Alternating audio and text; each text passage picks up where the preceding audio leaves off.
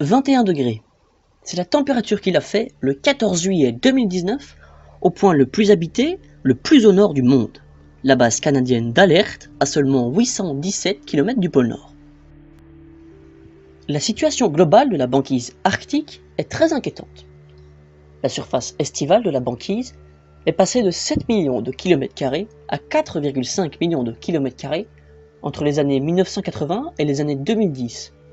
C'est une perte de 2,5 millions de km², près de 4 fois la surface de la France.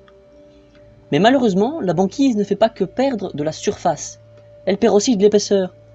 En 1980, l'épaisseur moyenne de la banquise arctique variait entre 1,89 m et 2,62 m. En 2012, c'est passé de 1 m à 1,72 m. Mais pourquoi ça fond aussi vite? Eh bien, en partie à cause d'un phénomène qu'on appelle l'albédo. Les glaces blanches reflètent une grande partie de la lumière du soleil, qui n'a donc pas le temps de réchauffer beaucoup l'Arctique. Mais le réchauffement climatique global a fait fondre les glaces, du coup, moins de réflexion et plus de chaleur qui, in fine, fait fondre la glace, etc., etc. Résultat, l'Arctique se réchauffe 2 fois plus vite que le reste du monde. Vous pensez que c'est tout? Eh bien non, car il n'y a pas que l'air qui se réchauffe, l'eau aussi se réchauffe.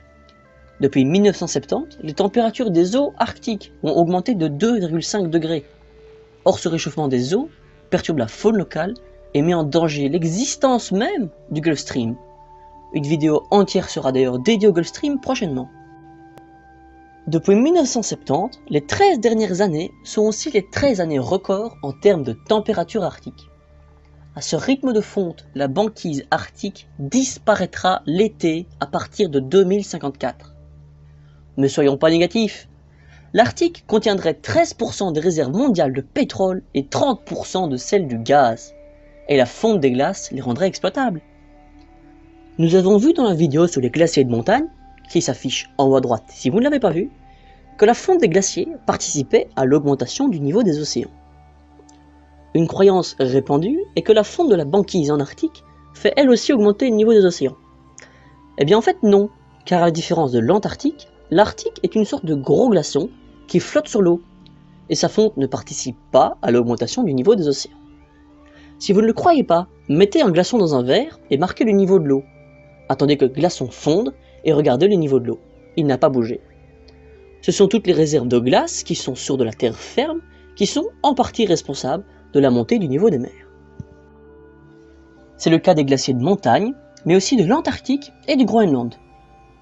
1er août 2019, Groenland. Les calottes glaciaires du Groenland perdent 12,5 milliards de tonnes de glace en 24 heures. De quoi remplir en eau 10 fois le lac d'Annecy. Cette vitesse de fonte n'était pas prévue avant 50 ans. Vous trouvez que ça fait beaucoup?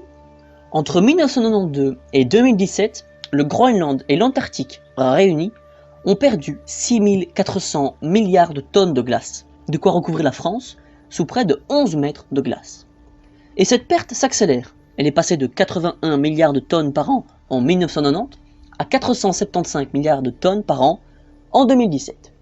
Et cette fonte n'est pas sans conséquences, car tout comme la fonte de la banquise arctique, elle perturbe les écosystèmes et dérègle le Gulf Stream.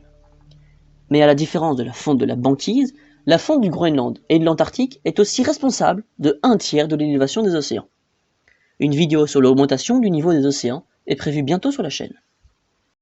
J'espère que ces 2 vidéos sur l'état des glaces du monde vous auront plu. N'oubliez pas de liker, de partager et surtout de vous abonner.